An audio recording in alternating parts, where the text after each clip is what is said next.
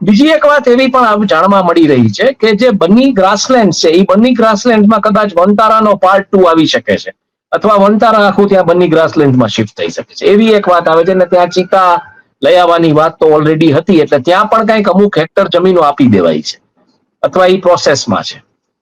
કદાચ એને આપણે CSR ના ભાગરૂપે લઈએ, એને ઇન્વેસ્ટમેન્ટ તરીકે ના લઈએ.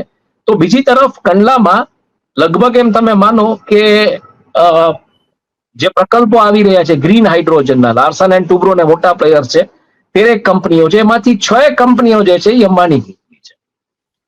અને આ સંદર્ભે ગાંધીધામમાં એક બહુ મોટી પ્રોપર્ટી વોર પણ ચાલી રહી છે. ગાંધીધામમાં એક પ્રોપર્ટી ને લેવા માટે બંને જૂથો બહુ જબરદસ્ત રીતે સક્રિય થયા છે. 21,000 મીટરની આખી પ્રોપર્ટી છે, અને એ થોડી જેને કહી શકો લીઝના ઓલા ઉપર છે, અને જબરદસ્ત પ્રોપર્ટી છે. એમાં પણ બધી બબાલો ચાલી રહી છે. આ સમાચારો મળ્યા મને, જે રીતના હું ફર્યો બધું સમજો. હવે આ બધી પરિસ્થિતિમાં બહુ ક્લિયરલી ઇન્ડિકેટ થઈ રહ્યું છે કે જ્યારથી આ સમાચાર આવ્યા કે કચ્છમાં લોકો એન્ટ્રી કરી છે, એટલે પછી જામનગરમાં અદાણી જૂથની એન્ટ્રી થઈને આપણે એના ઉપર પણ ચર્ચા કરી.